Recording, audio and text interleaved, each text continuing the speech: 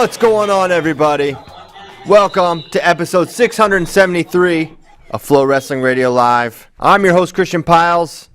Joined today, my music's gone. I lost all my flow. Joined today from the Fargodome, right next to the stage, David, Bray, JD Raider, and JD took a nap yesterday. It looked like he got busted napping right on press row. It was in between sessions. Everybody needs to calm down. You can clearly see the mat in the background. No wrestling is happening. I know that's not true because Fargo, there is no in-between sessions. It's just like from 7 a.m. to about 11 p.m. No, there's little breaks. Little breaks. It's from 7 a.m. on Saturday until 11 p.m. the following Friday. There are no breaks. It's consecutive action on 25 mats. That's the truth. That's the Fargo schedule I know. Sorry, I needed 20 minutes of sleep and, an 8-day period. Yeah. Well, apology accepted. Okay. I think you've just been spending too much time at that Space Invaders Bar and Grill. No comment. How did you find that? Who found that place? I don't know if you guys have seen. Who do you think found that place? Yeah, who do you think? You get one guess. Andrew. Yes, it was Bay. Spay would, but I just don't understand. It's exactly like, have you guys watched season 2, I Think You Should Leave? Yes. It's exactly like that Cosmic Bar or whatever you went to. Anyway. Okay. It was like that on the inside, too. Oh, yeah. It was exactly like that. The inside definitely fit the same as the outside. Yeah, it's a place people go to deal with some serious issues, though, so that's, that's good. Okay. Hey, so... man, you guys are at Fargo, some crazy junior finals. The Iceman did it again. Cadet Worlds are happening. Meyer Shapiro, Cadet World Champion. We've got Bo Bassett going for gold today. We've got two young ladies in the semis, Freitas and Jimenez, both make it. Give us your thoughts. What stuck out to you guys so far? And we also have two going for bronze. Team USA, it's a tale of 2 days, right? After day one, we were really squarely in the lead, and it just felt like USA can and will win this world championship. But here we are again with Russia in first. We did pull ahead of India into second after repechage. We're going to have a couple guys going for bronze. So still an outside chance to win it. We need Russia to take some L's, and we need to win. But, it just shows – how tough the world is, even after punching 4 to the finals on day one. Mm-hmm. And that's the big takeaway for me. There's Nomads. I see Nomads tweet up there on the screen. Yeah, so we're in the mix. We still can technically win, but we've got to basically win out, and we need a little bit of help from some other countries. We have a USA versus Russia final with Bo Bassett. Bo has a Russian, so that we can really help ourselves with a win there. But, man, to me, part of the story is just India and how great they've looked and how many game contenders they've had at the Cadet Worlds. And, you can if you extend this out, in a couple of years, India has been emerging. They've got Deepak Punia, they've got Ravi Kumar, they've got Bajrang, they have a host of others. Now you can see this next generation. India is going to be potentially a force to be reckoned with on the international stage on the senior level, more than just like a one-off guy here or there. I don't know if I jumped to that just quite yet. India a lot of times will invest a lot in their age levels. I know in the past they have anyways. Sometimes it pans out, sometimes it doesn't. Well, yeah, the same's true for us. Like if you look at some of our Cadet World team members, some of our Cadet World champions, they're not senior level contenders at all, but quite a few filter up through, and you've got the Spencer Lees and the guys like that. So I'm not sure. I think it shows. I don't recall India being in the mix like this before Cadet Worlds. Maybe it's happened, but I don't recall it. Cadets has been their strongest age group, but I don't know that they've had a team perform quite this well. I mean, man, they had 8 wrestle for medals, and so far only 1 has lost. They have 3 going for bronze today, so some chances for that medal count to drop off of what it sounds like. But right now, they already have 4 medals and 3 more opportunities today. So it's really strong. But hats off. India's developing these guys young, and that's amazing. Okay, I see a golden ticket there. I'm distracted. I want to talk about it. Have we given it any away? What's the update? First of all, if you don't know, the golden ticket goes to someone who has earned an opportunity to wrestle at Who's Number One. And, Fargo is really the kind of the kickoff, yet also / the kind of final stop proving ground for getting a spot in Who's Number One. So where are we with Who's Number One, David? We've given a few golden tickets away. The first one we gave out was to Anthony Knox at 106 pounds. That was really fun. We got to break down his finals match, and so we'll be putting that up on the site later. But after we broke down the match, pulled out the golden ticket. He's super pumped. He's in. We got to finalize an opponent for him, but we know who we want, and we'll see what happens there. So 106 is going to be Anthony Knox. We gave several away after the junior freestyle finals, and JD got to give those away as I was on the call. Talk through who we gave them to and what those guys thought. Yeah, they were pumped. The first one was to Caleb Henson at 152 pounds. He's going to Virginia Tech. The next one, would have been next one was TJ Stewart at 182. TJ Stewart. He was definitely the most fired up. Dude, and that kid is fantastic. Yeah. Yes. I really like Soldano, and he really took care of business there. And he beat Soldano where Soldano's good, which is big moves, throws, upper body. After the match, we were talking with his dad, and he was saying that the coaches from Maryland were a little bit upset with him. They're like, "We told you not to go upper body," but it paid off. That really set the tone. I mean, you put Soldano down 4 early, and that's a tough hole to climb out of. He did follow part of that game plan very nicely. There was a time or two where he would get in to a shot, and Soldano would grab double overs and kind of try and, hike him up and pull him up and go double overs, and Stewart just backed out immediately, let go of the leg, cleared the position. I don't want no trouble. Yeah. I mean, so that was awesome, and it was really cool to give that golden ticket away. TJ Stewart coming into the weekend was ranked 9th in a group at 182 that's almost all in that class of 2022, only one in that class of 2021. So just a super solid core, and they've all taken turns beating each other. Soldano had the last win over TJ Stewart. So for him to get that win and get it in that context and to navigate that tough of a bracket, it was a no-brainer. And it was a tough bracket, and I'll be the first to admit, I didn't pick him. I had him All-Americaning, not even in the finals. And he came over after the match, said, "Put some respect on my name," and he earned my respect. And he's going to get to prove to the nation that earned all their respect, possibly be the number one not pound for pound, but at 182 pounds. Yeah, so, I mean, that was awesome. And I guess, backing up to Caleb Henson, Caleb Henson's final was one of the craziest matches of the entire finals. Is that the only one that ended on criteria? Good question. No, Josh Barr, Aiden Riggins was also criteria, but Jordan Williams, I think, was. Technically, it was 5-4 because Jordan Williams was, but there was a challenge. What I mean. Yeah. Don't get cute.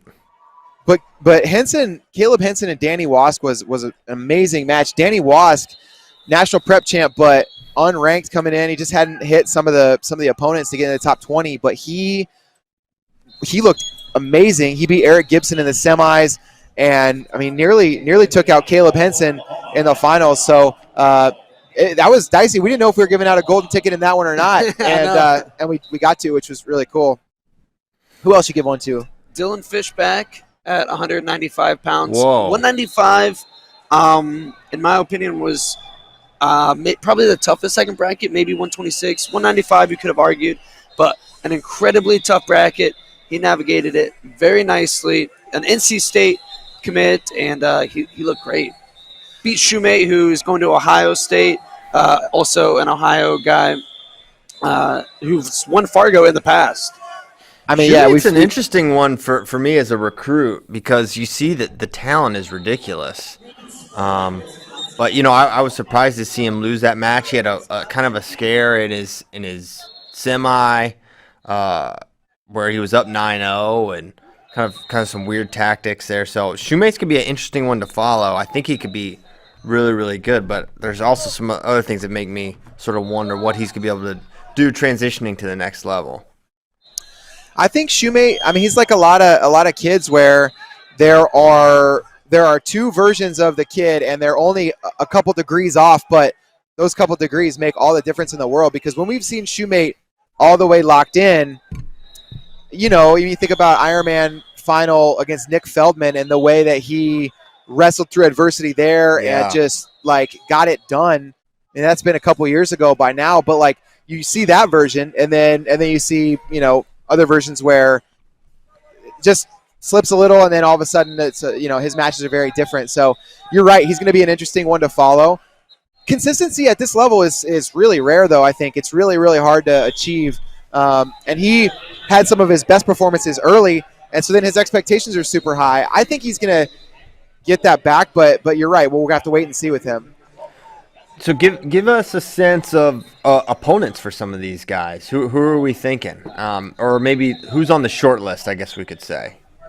Well, with Anthony Knox, and there's one more too. We also gave out a golden ticket to Christian Carroll. We can't forget about him. That's right. That guy, absolute beast. He was Super 32 champ at 195, now up at 220. He beat the 220 Super 32 champ, Bennett Tabor.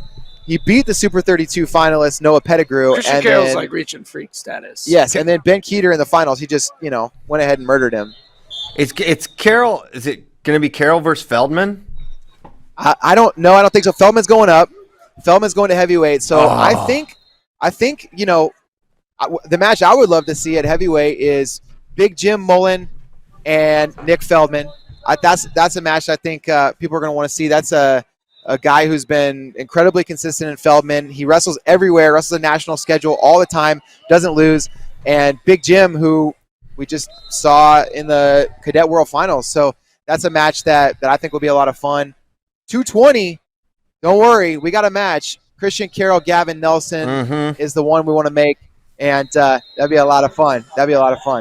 Man, yeah, I can't wait for that one. Okay, give us TJ Stewart. Who would his opponent potentially be? 182 is incredibly deep, and I think that's a weight where we may think about a four-man bracket because we've seen so much incredible action. Jack Waymeyer right now, once the seniors come out, will be the number one guy. He's got the last win over TJ Stewart. He is a guy who is, if there's an award for most improved over the last high school season, it's probably Jack Waymeyer. He was not ranked at the beginning of the year, and it just beat everybody. He's got wins over Stewart, Saldano, all those guys. So I think we want him in there. I think Saldano probably gets back in, and then figuring out that fourth spot will take some doing because there are a lot of guys right there. And so want to look at some results. Also, some potential weight changes could impact that. But that's a weight where I think a four-man makes a lot of sense. Saldano and Stewart had wrestled previously, and I think Saldano got the last two, correct? He for sure got the last one, and I believe you're right that he got the last two. Leading up to this match. So I don't know if you want to say that's an upset, but definitely a reverse of past results there in that final. Yeah, Saldano did. He did get the last two. He beat TJ Stewart. Both a rivalry brewing between those two. Yeah, he's beat him a couple times this year. So, but yeah, that'd be fun. And then for Caleb Henson at 152, we got a couple options. Maybe Levi Haynes, depends on what weight he's going to go. That would be a really fun match that I would love to see. That would be. Let's see. I'm looking at a note here. That would be but that Levi Haynes match would be awesome. Levi Haynes maybe going up though, so we'll have to figure out what's up with him. At 195 for Fishback, Rylan Rogers possibly. I know he was in this bracket. He actually took a loss to Franklin on the front side, but did avenge that loss on the backside when he came back for third. Yeah, 95 is going to be. We have to make a decision there because after Rylan, it's probably going to be either Rylan Rogers or Shoemaker, the guys the guys that are going to have to decide between second and third. Right. Rogers was ahead of Shoemaker in the last rankings, and based on the results at Fargo, I don't know that anything's necessarily going to change there. So we'll see. And then at 106, I think the match to make at 106, we've got a Cadet World finalist in Luke Lillidahl. I think I would love to see that match between him and Anthony Knox. He's a scrapper. 100%. Not going to stop. He goes hard. He goes super hard. He was so close in the finals, and I mean, it was his pace that got him over the hump against Russia in the first round. And I mean, that kid's a beast. I like him a lot. He's really tough. I mean, him versus Knox. Now, folk style is going to be an added dynamic because we've seen so much of Luke and really Knox. When I first got introduced to him, was on that was a freestyle match on the Burroughs card, and then of course he looked great here in freestyle. I've watched other matches of him, so I'm excited to see these guys folk style games. For sure. Knox is also good at folk style. He was 4th at Super 32 as an 8th grader in the high school division. And, he's on the level in folk style too. Lillidahl, very good as well. Yes. Okay. So that's interesting. Some other thoughts. Nick Bouzakis, he goes down. What's it going to mean for his ranking? How are you going to handle that from a rankings perspective, considering his resume is pretty pristine? And when's his last actual non-slam loss? It's been. I mean, I don't count slam losses. I know it's just funny the way you put that. It was. You know what? It might have been Obama era. I'm not sure. It's been a long time. Bouzakis doesn't lose very often. No, the last one I can think of, probably Crookham, like a couple years ago, 3 years ago. He doesn't lose. He's not going to fall far. The other thing that probably helps him ranking wise, 132 is it's a jumbled mess. Nasir Bailey, who won, wasn't in the top 20. He's got some really good wins, but sometimes takes some losses, and he's been in a lot of matches. We talked about him yesterday as a guy that's great, but hasn't had that consistency. Now he's your Super 32 champ. Isagiri is going to climb a lot, but I don't know Fargo. How far. What's that? Fargo champ. What's that? You said he's a Super 32 champ. Sorry, yeah. Sorry, he's a Fargo champ. I don't even know what I was saying. Yes, he's a Fargo champ, and but we'll see. So 32 is a mess. I'm gonna need some time to figure that one out. Mr. Bailey actually called his shot. If we can pull up this tweet, he said, on July 14th, I'm ready to have the biggest upset of the tournament. Always told me to speak what you believe, and it will come true. Double up. Dang. So he won, and I guess he'll be going Greco as well if he wants to double up. Illinois loves Fargo. They go both styles. They're great at both. Hey, Illinois, good on Illinois talking Nasir Bailey into wrestling for them. He actually, he lives in Texas now, trains in Texas. But great nation of Texas. Yes, come and take it, which is on the singlet. But for Bailey to represent Illinois, that's huge for them. Could have been wearing the come and take it, but instead Where's he go to high school? I can't remember the high school. Let me look it up really quick. I know he trains with Tegan Jameson and those in those Plano guys. or whatever. Yeah, Plano West, but I don't think he goes to Plano West. Hold on. Illinois did get back on top. Not back on top. I say that after they lost cadets, but their 4th straight junior freestyle title. Yeah. So Nasir Bailey goes to Arlington Martin High School. Got it. Okay. Yeah. So my next question is, what about Jesse Mendez? What does this mean for him? Who's obviously he's not wrestling Fargo. He'll be at Junior Worlds. Does anything impact his potential? Who's number 1 opponent? Man, we got to figure that out. There's some interesting ideas. The guy that would be kind of next in line at 138, Casey Swiderski, was in the finals yesterday. He lost to Tegan Jameson, but Tegan Jameson is going to be at the University of Minnesota in the fall, so he's not in high school anymore. Swiderski's the next guy up at 138. I'm curious to see where Meyer Shapiro is going to factor into all this stuff. There are a couple guys ahead of him at 145. I wonder what he's thinking. 38, 45. It would be, I think, interesting to see where he stacks up after we look at all the results and a match between him and either Mendez or Chittum. I think would be very, very interesting. So I don't know, but that's one that's been the question of what's going to happen with Bouzakis and Mendez is one that's keeping me up at night a little bit last night. Just think if we could have seen Cody Chittum in this 145-pound bracket here. Would have loved it. Yeah, Is he still going to be down at that 145, we think? He I is. think so.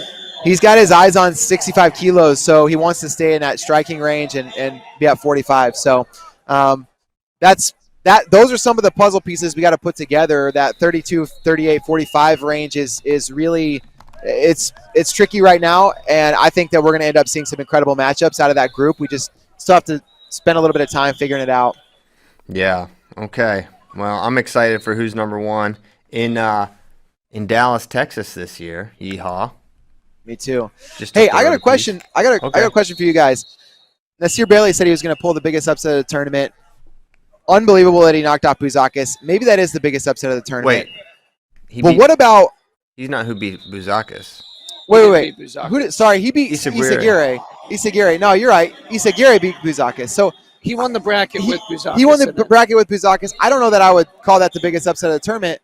Maybe it's Isagire. I think the biggest upset of the tournament happened at 285. Ben Kaczynski over Chase Horn. Hey, AWA, Asking Wrestling Academy, baby. They got a champ.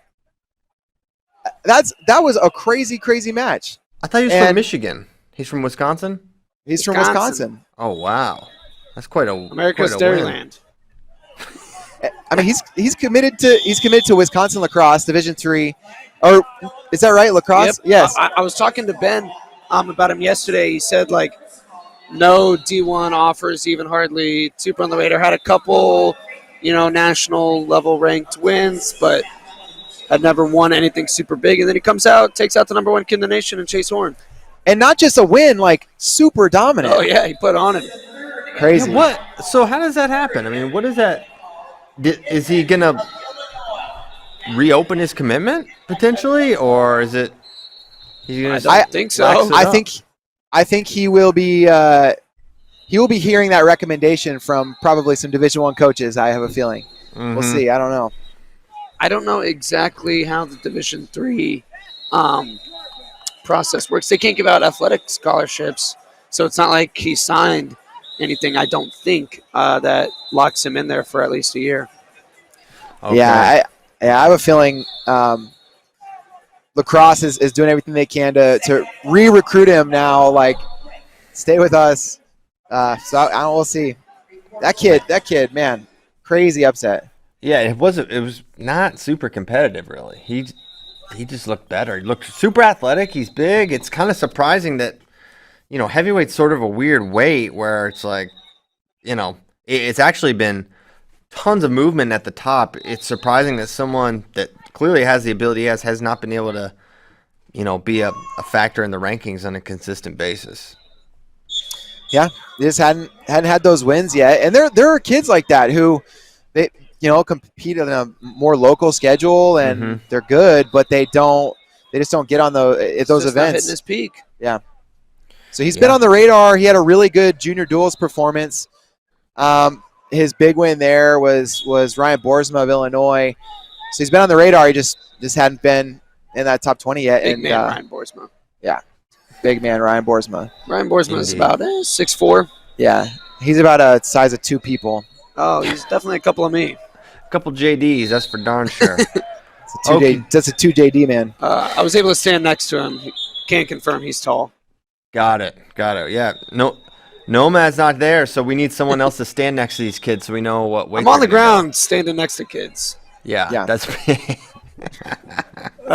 been my job duty here in Fargo. I forget who that was. Making maps and standing I think it was either Brody Teskey or Alex Thompson or someone like that.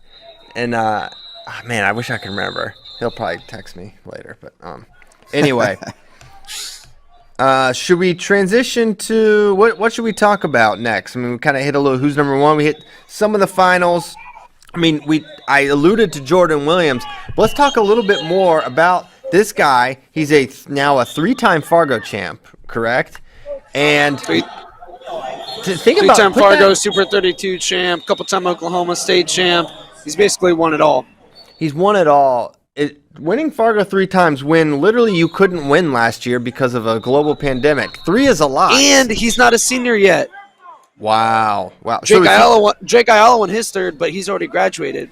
Jordan Williams does one more year of high school. What are we gonna do? Is Jordan gonna be in Who's Number One again? Is he on? He didn't get a golden ticket.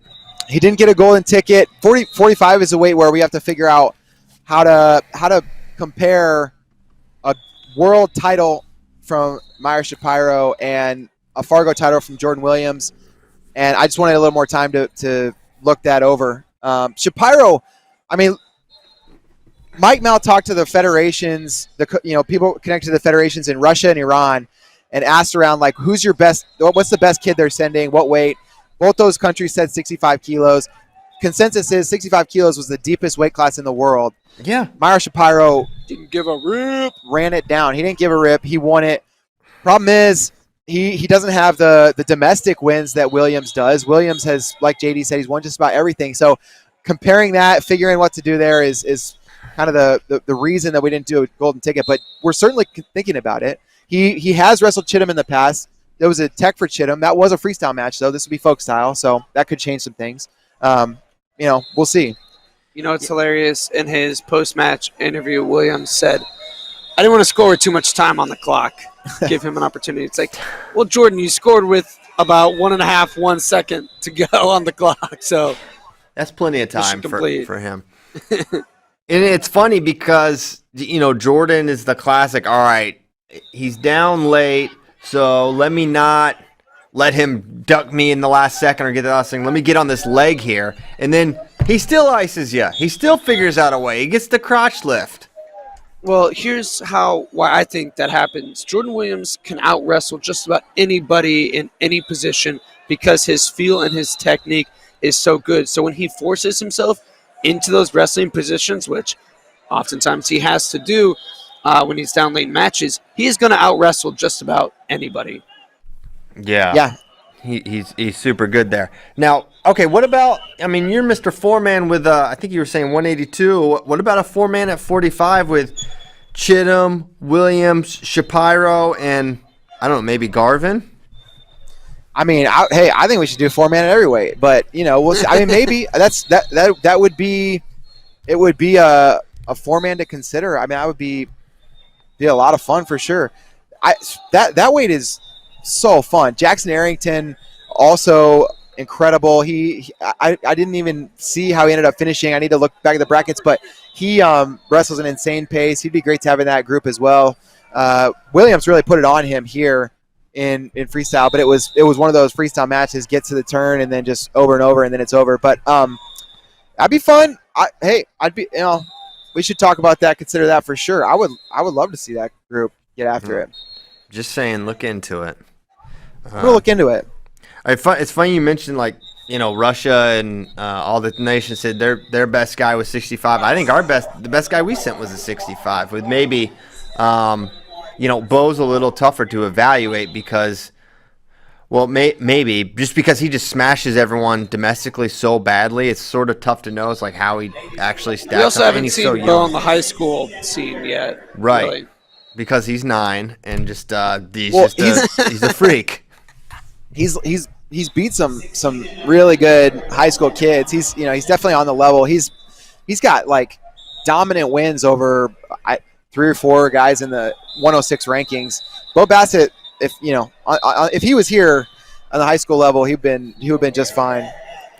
He's one where Who's Number One's a high school event, but with guys like him, you almost want to be like, man, should we make an exception and let this guy enter the conversation? But fortunately at 106 we've got Anthony Knox and Luke. We're gonna be super game there if we can get that match together. So exciting stuff with that.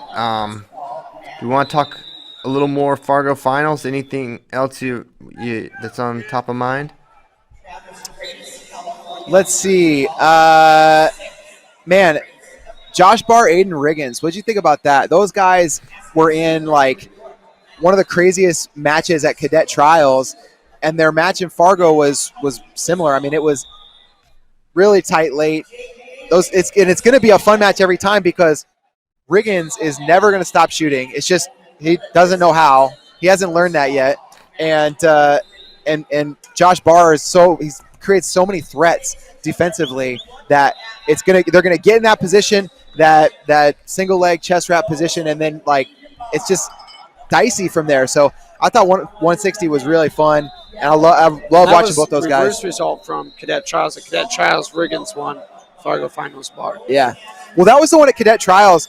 It was a little controversial. I don't remember exactly the position that got reviewed, but that was the one where Paul Donahoe like reared back with the challenge brick, and Andy Hamilton got the photo of it. I wish we had it on screen, but man, that was a great shot. He actually hit Riggins in the leg with the cube at like tight spiral. It was nice.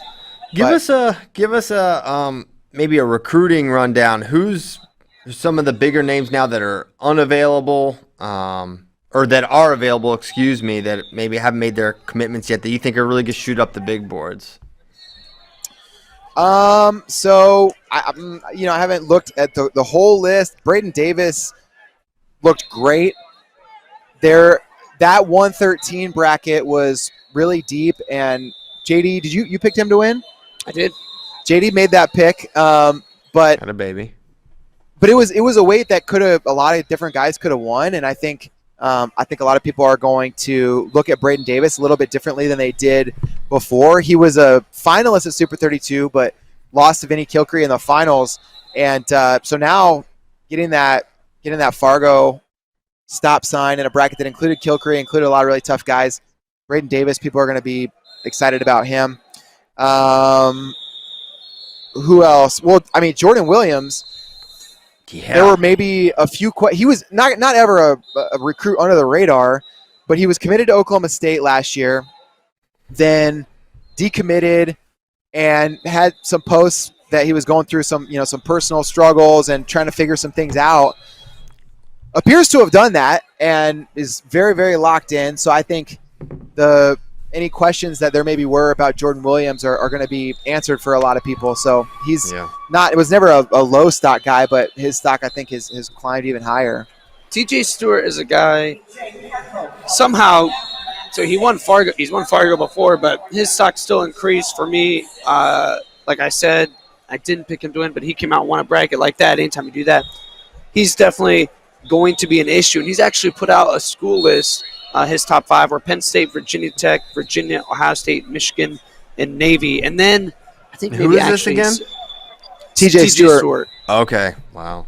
And I think actually maybe he said NC State might have crept in his post-match interview. I have to go back and rewatch and see. He said one school. I think it was NC State. Might have crept in there. But, yeah. He said I think he wants to go 197 in college possibly. He was talking about, moving up and getting ready for college as well. So he's definitely a guy, if you're a fan of any of those schools, start watching and start pulling for him. Yeah, a lot of great options on that list.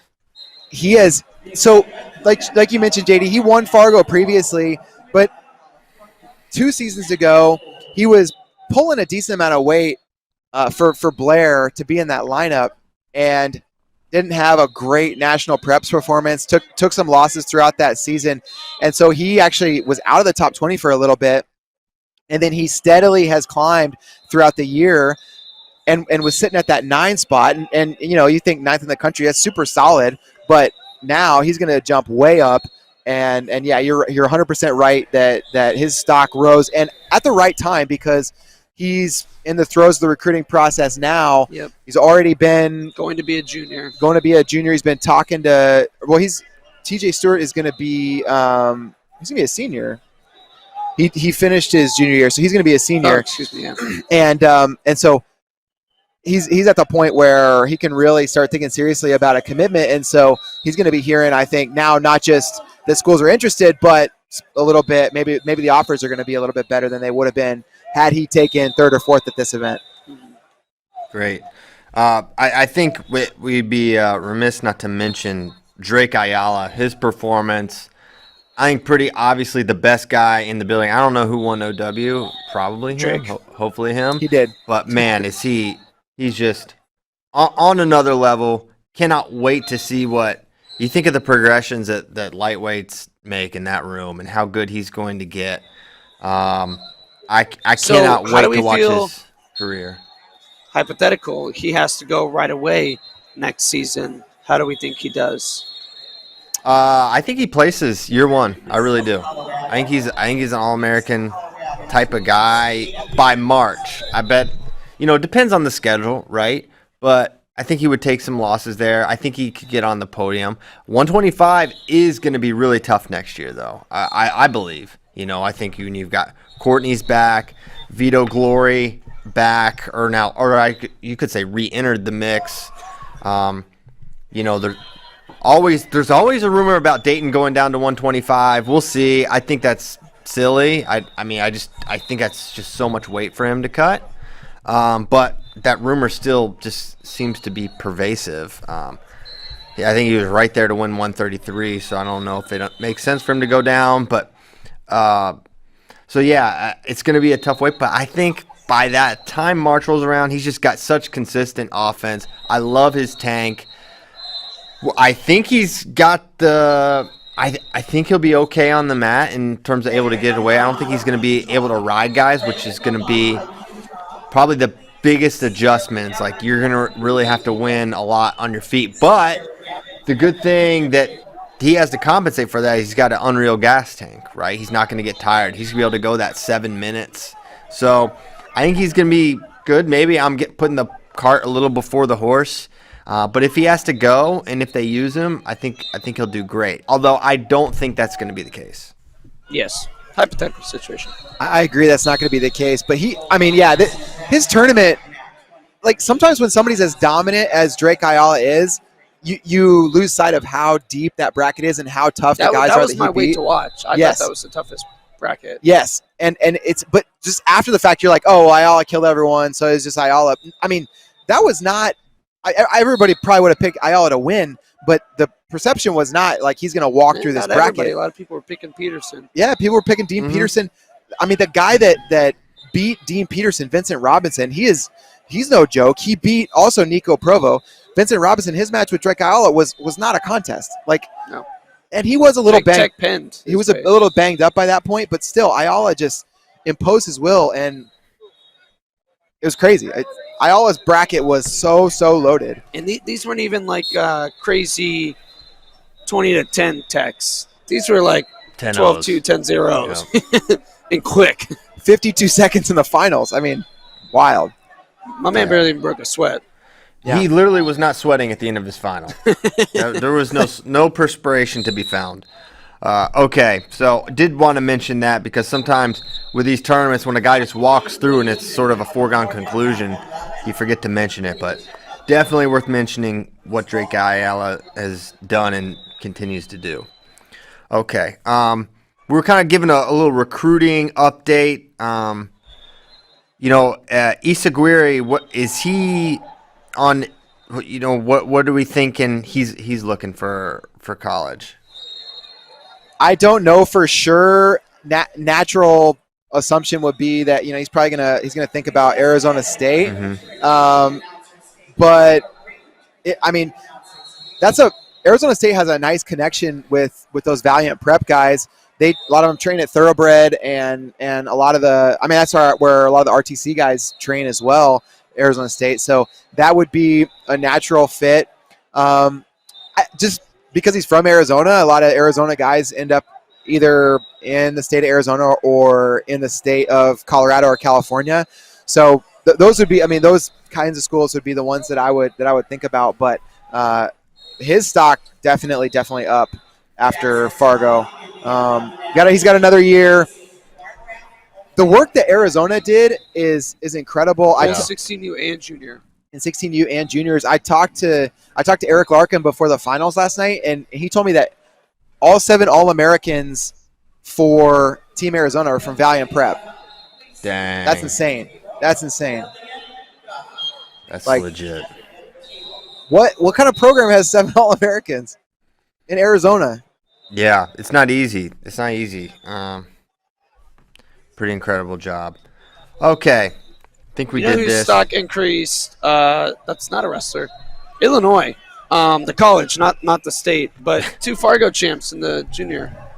Christian Carroll, Cannon Webster. Yeah, when you said whose stock went up, one of my first thoughts was Cannon Webster because he's committed. He's a guy that I think is very committed to Illinois. He really wants to be there. He was Both the first guys one to just finished commit. their sophomore year, correct? Yep. So very early commitments from those two guys, and just verbals at this point. Yeah, Cannon Webster at Cadet Trials, he was in a super close match with Mason Gibson, and it was like, all right, this guy is really, really good, but getting over the hump and winning a big tournament like this is huge for him. So he's the one that sure. Zane Richards was cornering, right? Yes. I remember correctly? Yes. Yeah. Okay.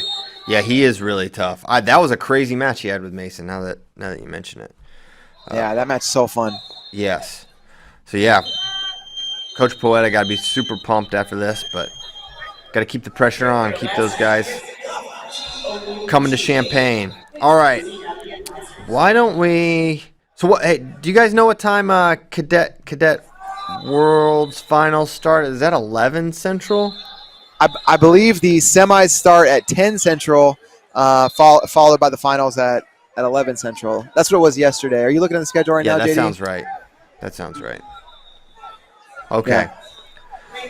Why don't we? We've got junior women's semis about to kick off in 3 minutes. If anybody wants to pull up 2 screens, get it going. Get a couple screens going.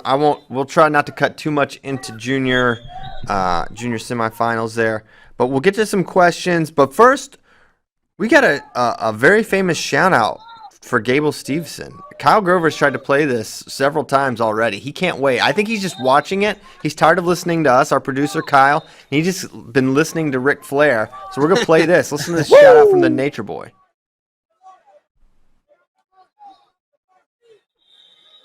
Ass, man. You're coming back. Gable, god dang it, kick some ass, man. You're coming back with a gold medal. Coming to the WWE. Woo! Look at as old as you can look. Next time I see you, it'll be limousine riding and jet flying, Gable Steveson. Woo! The Olympic gold medalist, heavyweight champion of the world. Bring it, my friend. We'll all be watching.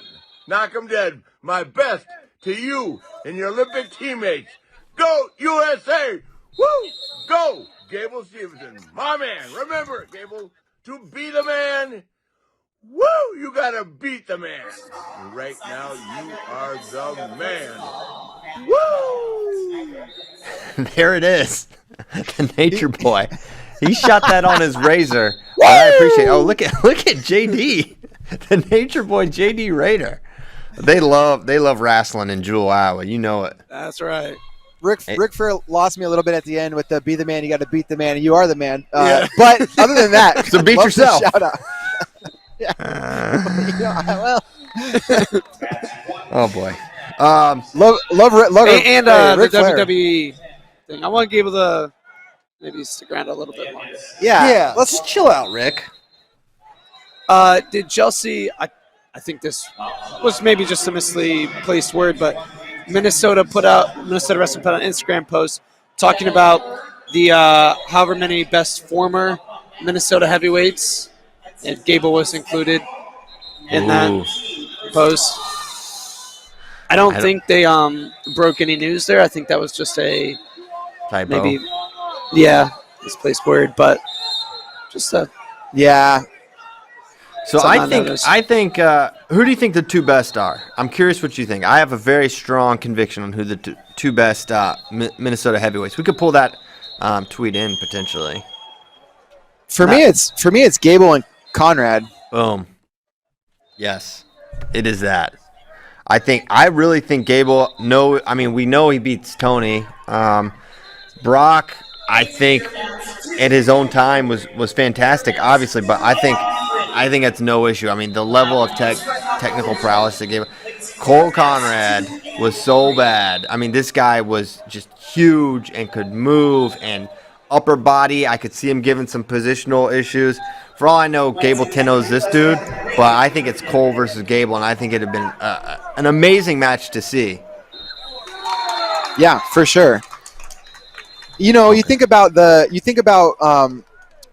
Lesnar, and he was really good, but take him from NCAA, put him in an international style, and I don't see Lesnar making a team. I mean, you had Kerry McCoy in the way, you had Stephen Neal in the way. He always had trouble with Stephen Neal, and Cole Conrad didn't make a team either, but he was a junior world team member back when a lot of guys weren't doing that. I think Cole Conrad. I don't know. I think Conrad Lesnar would be really interesting, but I do think Cole Conrad is better. I agree with you there. Yeah. Okie doke. Let's get to some questions from friends, then we'll get the heck on out of here. Okay, from old school wrestling clips, who is everyone at FRL's favorite athlete who isn't a wrestler or combat sport athlete? Pac-Man Jones. Oh my gosh. Really? Pac-Man? Is it really? Or are you just being funny and ironic, JD? Yeah, maybe not. He's definitely my favorite person to follow. All the stuff he gets into. Well, explain. The dude loves getting in fights at strip clubs. It's much like you. Yes. Hey, listen, if he's just getting in fights in strip clubs, that's actually an improvement compared to some other things he's done at strip clubs. Yes, that is like true. Ordering murders. That would be like one of the things he's been involved with. Hey, the man is nothing if he is not team content. Listen, I'm glad Bracky's not here because he might try to two-piece me right now. But Bracky, you're in West Virginia. You can come get it right now. But I'm saying Pac-Man Jones, he ordered a hit, and then he played in the league like 10 years after that. That is like, I mean, legend status. Legend status. Him and Ray Lewis, truly two of the baddest to ever do it. And then to have a career afterwards. Allegedly. It's all alleged. Who knows what happened to those suits? Anyways, yeah, Pac-Man Jones, great. I'm sure it was down to Pac-Man and OJ for JD Raider. For me, it's a two-way tie between John Kruk and Kurt Rambis. But actually, for real, and this is tough. This is tough for me because it's Nolan Arenado. Hey, hold on. Bracky just hit me on. He said, all caps, Pac-Man Jones did nothing wrong. It is all alleged. Thank you, Bracky. Sorry. Go ahead. For me, it's Nolan Arenado for real. Ouch. But it's sad. It's so sad. It's like the saddest thing. The guy is like, he plays baseball like with that wrestling mentality. He's insane at third base, and it's like just ultimate competitor in every situation. But the Rockies made a historically terrible trade, and now he's gone, and now he's in the St. Louis Cardinals, and now he's getting standing ovations every time he comes back to Coors Field, and it's really sad. It's just I the saw worst. that at the All-Star game. That was so sad. The incredible ovation he got at Coors Field. I was like, if I was a Rockies fan, I'd be too devastated to clap. It would just make me so sad. Trading a generational talent away for a couple of $5 footlongs. It's the worst mismanagement in the history of the world, the planet Earth. It's horrible. Wow. It's terrible. My favorite athlete, without a doubt, is Cal Ripken Jr. He is like, if the Piles family had a crest somewhere, Cal Ripken Jr. would probably be involved. That's how revered he is in the Piles family. Just the man. I mean, I don't think I need to explain what Cal Ripken did or what he was about, but went to work every day, 2,000 and some odd games. I think it was 2,600. Just a hard hat and a lunch bucket pail type. This is a lunch pail guy. Big lunch pail guy. Played short, played third, hit for power from shortstop, which is pretty rare. He did it all. He did it all with class. Great Oriole, and obviously my whole family's Orioles fans. So yeah, he's up there. Who's your favorite Oriole this year? The guy, I don't even know his name. The guy at the home run derby who got second. How many Orioles team members do you think most Orioles fans could name right now? My dad could name them. But that's probably just my dad. My grandmother, may she rest in peace. She would know them all too. She watched every game before she passed away. Even the terrible Orioles. That's a lot of TV time. 162 games. We're talking 3+ hours. Oh yeah. the game. Well, she had a lot of time on her hands, so it was no problem. My son figures out a way. It's ridiculous. Okay, so yeah, him or it would. My second choice would be David Robinson for sure if I had to go to a different sport. He was in the Navy, and my dad was in the Navy, and he was on the Spurs. He's just a nice guy, super jacked, like super shredded 7-footer, lefty, great center. Okay. Also, shout out Secretariat. Shout out Secretariat. Shout out to the Shout- Lions I wanna for the shout out Ghost of the Darkness. Yes. and it's really, when you're trying to decide between those Lions, that's when it gets tough. That's when it gets tough because they both have an extreme body count. The body count is, yeah. Actually, you can have the Lions from the Ghost in the Darkness. I'm gonna have the Velociraptors from Jurassic Park that killed Muldoon, the hunter guy. Yeah. They're gonna be tough to contend with. Yeah, they could. I mean, listen, talk about dinosaurs that could both talk a mean game and back it up. They didn't just talk the talk; they walked the walk. They truly walked the walk. They did. They didn't just screech loudly.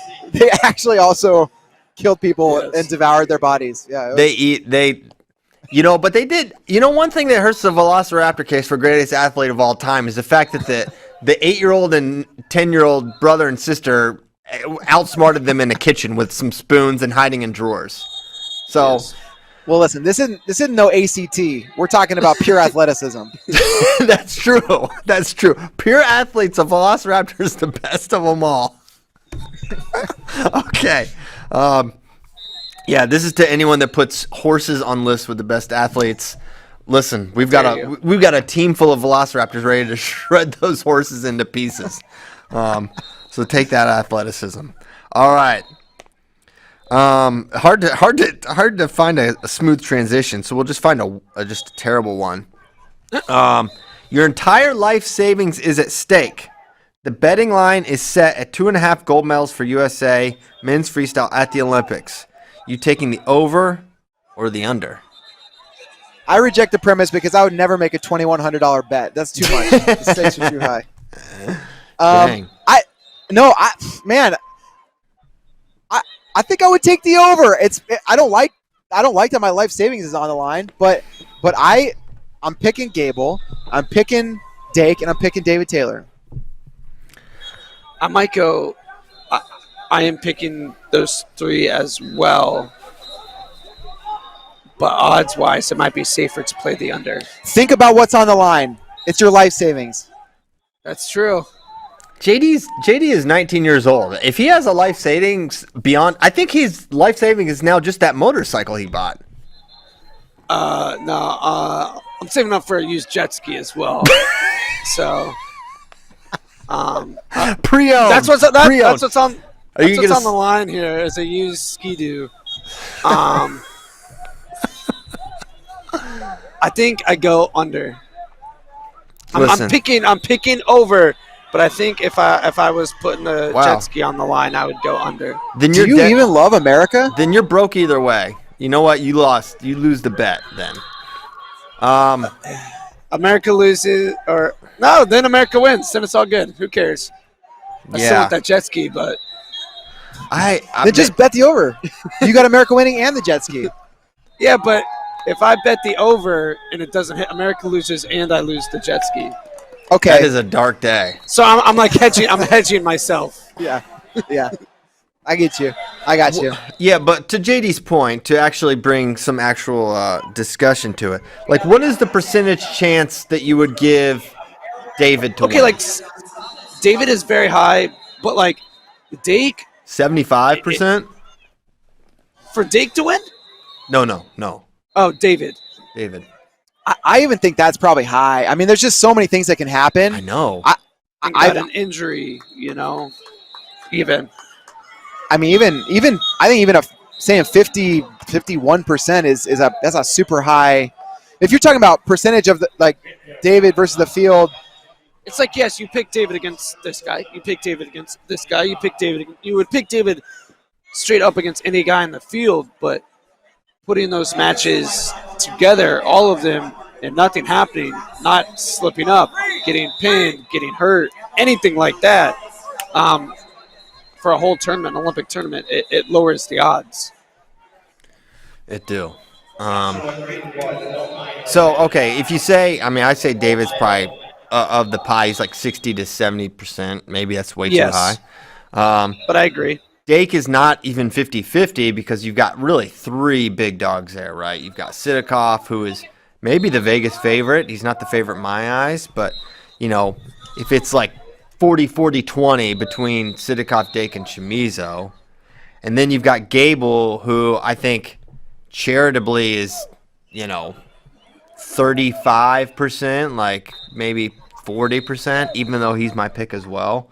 So I think statistically, you may want to go with the under, but I'm going to ride with the United States of America and my life savings of $2,200.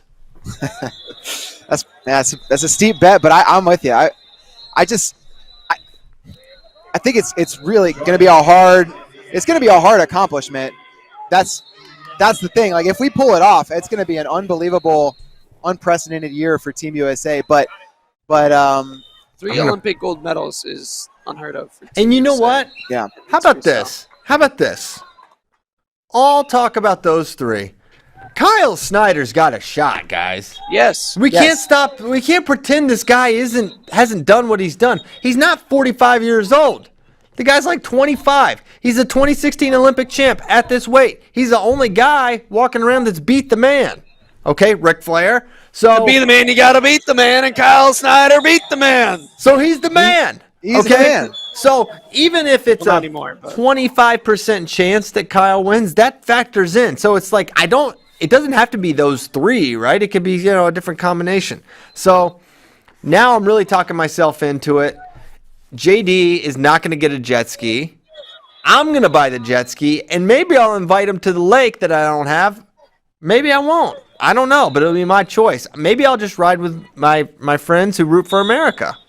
Yeah, you're going to have to decide now, do you want to invite somebody that's not a Patriot to the lake? That's the question. I am nothing if I am not a GD Patriot. You're probably going to let a troop quarter in your house. I would never. I know my amendment rights. JD's got a sign out that says, peacetime, troops quarter here. No. Come and quarter this. Wow. All right, so they're not going to quarter in JD's house. But yeah, Kyle is definitely a forgotten component in this discussion for 3 Olympic golds. Now, what about over all medals? Let's set it at 3.5, 4.5. 3.5 or 4.5 would be the line there. 4.5's crazy because that's to bet the over. That'd be- You're saying we get 5 medals in 5 weights. Oh yeah, yes. Sorry, 3.5. Yeah, I think it's 3.5, and I think the over is basically for just medals is you're still kind of hoping for almost a perfect performance to get 4 medals. Something's just invariably going to go wrong, right? And the random draw that some of these guys are going to have brings it in to play too. Yeah. Because it's not a. Sometimes you don't get a wrestle back for bronze on your own. Mm-hmm. Man, when you guys last week were talking about those death brackets, it was literally stressing me out. I was like, oh no, what if that happens? What if that happens? Yeah, like some of these draws could be just torturous. Yeah. Well, it'll be a party in Tokyo if we can bring home those golds. I won't be allowed to party with anyone because we have to avoid the entire populace when we get there. It's basically There's a lot of people in Tokyo. I know. It's going to be Yeah, tough. but You know. don't you have to go straight to your room? Everybody's going to be partying in their rooms on Zoom or something? Oh yeah, we're gonna have some crazy Zoom parties. We're gonna order Uber Eats every night. I'm telling you what. Just if I get into the country, I'm an Olympic champion because it is Andy, especially Andy. Andy has been super helpful. Getting in is not gonna be easy. We're both going. We have to. Oh, you guys don't even know this. Breaking FRL news. I'm not gonna be around at all next week because I have to You don't go. even want to be around? I do want to be. I don't want to be around anymore. No, I'm not Carl Havocking. I want to be around, but I can't because listen to the rules. Listen to the Tokyo rules. I have to have 2 negative COVID tests within 96 and 72 hours of my departure for Tokyo. And then when I get to Tokyo, I'll be tested like 3 or 4 days in a row, which is fine. But the testing sites are the closest one. I live in the capital of the great nation of Texas. There's none in this area. They're all in Houston. And I have to get 2. So I have to basically be in Houston Monday and Tuesday. You can't get tested in Austin? There's no listen to this. Listen to the testing site. Listen to these couple little fun stats. The great state of Texas has 4 testing centers in the entire that are approved by Tokyo. Guam, yeah, well, approved by Tokyo, so you can drive down the street and see 20 testing sites. I know, approved by Tokyo. Guam has 5 approved testing centers. Hawaii has 8. Texas has 4. The closest is in Houston. So I'm going to go to Houston. I'm going to stay there Monday, and I'm going to stay there Tuesday, and I'm going to leave Wednesday with my tests and my negative tests. Knock on wood. Actually, I'm going to go to a place where they guarantee the negative tests. That way, there's no danger there. So I'm not going to be able to be on the show. I hope to do some call-ins, and then I leave. I fly out on Thursday to Tokyo. So kind of a crazy week. I'm going to miss the off-site as well. I was supposed to, do a presentation and all that. Ha. I know, joke's on me. I love the off-sites. The off-sites are my favorite, and I'm not going to be there, and they're always really fun. So you guys have fun on my behalf while I'm in Houston. So, yeah, Tokyo's going to be totally it's going to happen, though. Yesterday's the first day, I believe, Andy and I we're going to get in. We're going to make it. It's going to be great. So at least that's happening. We'll try to chronicle it, some of it, as best we can. Okay. The Chronicles of Houston. Well, I'm not going to chronicle that because that's going to be boring. But Tokyo could be exciting. All right, FRL is the best. Wow. That's a good way to get your question asked. What's the flavor of the month for techniques that you are seeing a lot of at Fargo and Cadet Worlds? At Fargo, one of the turns that I've noticed, not just at Fargo, but a little bit more this year is on top, a turn where when someone's going for a lace and the bottom person tries to defend by pulling the knees apart and bringing that heel up to the butt. There's that lock they lock that heel and lock around that other leg through the crotch and then go for a turn from that. I haven't seen that a ton until this year, and at Fargo we saw people hitting it successfully quite a bit. That was one turn that I've noticed. One thing I've seen used with success too a little bit. The gut wrench, where you actually hook on like the arm or the bicep or the tricep and then lock on your own arm and roll through instead of just your standard gut wrench lock like this if you're watching, not listening. The one like used to hit that, right? Herring does? Yes. Yeah, Sam has it. He hits it nice. He kind of like he almost tilts it. He doesn't like roll it through like a traditional gut. He just kind of gets the little tips it over for the exposure and brings it back. It's kind of interesting because the way he hits it and the way I've seen it hit, it's like you are able to really easily kind of expose and then bring them back to a defensible position almost easier than a gut wrench where you're like rolling through and kind of have to do it over again. But I would say short offense is like that's something you're seeing a ton of. Guys that really strong go behind, reattack stuff. And parterre is always sort of sticks out. And you're seeing a ton of turns on top and a lot of time on top. With the short offense stuff, I could be wrong in saying this, but I feel like that's something we've seen increase at the high school level because of the increase of the level of wrestling at the high school level. Short offense doesn't seem like an advanced technique, but it's a technique that works at the highest levels. A lot of times in high school, it's more shot, sprawl, then go, not quick, nice, clean, go behind, immediately get into the angles, stuff like that. But as these high school kids are getting better and better and training more and more with upper-level wrestlers, I think that's something that has improved quite a bit at high school level. I agree. There was a time where when guys would get into that front head position, it was going to be a stalemate most of the time. And now, you're seeing guys so quick on the direction changes. And you're also seeing especially like younger high school level, I don't remember seeing as often just hard snaps to set that up. And that used to be a technique that I would, see more in Hard college. snaps, not necessarily clubs. Yeah, but just the snaps to a go behind. That's guys are getting way better at that. Yeah, I mean, you look at the Cadet World team. Will Bassett, great short offense. Meyer Shapiro, really good. Jess Aroga, he might have some of the best go-behind reattacks on that team. I mean, his are filthy. I'm sure there's others I'm missing, but you just see a ton of that short offense stuff. It's really, really impressive. All right, with some Olympic athletes already testing positive for COVID and being replaced with alternate athletes, gymnastics, what's USA Wrestling's alternate plan? Who are the alternates? Who are traveling who may be able to step in if needed? I don't think we have like Burroughs is not in Tokyo. He's not going to be there to, I know Aaron Brooks is David's training partner, so I think he's there. I don't know if Vito's in Tokyo or not. I don't know if you guys know. That's one thing we didn't mention when we talked about what could happen that could prevent somebody from winning a medal. Yeah, COVID, for sure. They're going to get tested like crazy. Now, I'm sure they're keeping a really tight bubble, but these the tests aren't 100% accurate, so you can have false positive or you can just get it. There's a lot of different ways you can get the dang thing, so hopeful that these guys have made it this far. They made it to Tokyo. They're getting tested all the time. They had to get tested before they went, so hopefully they can just... That's got to be such a nerve-wracking, out-of-your-control component for these guys and gals. Just like that wondering every single time. Like, literally, this test holds my dreams in the balance. So hopefully not. Yeah. Okay.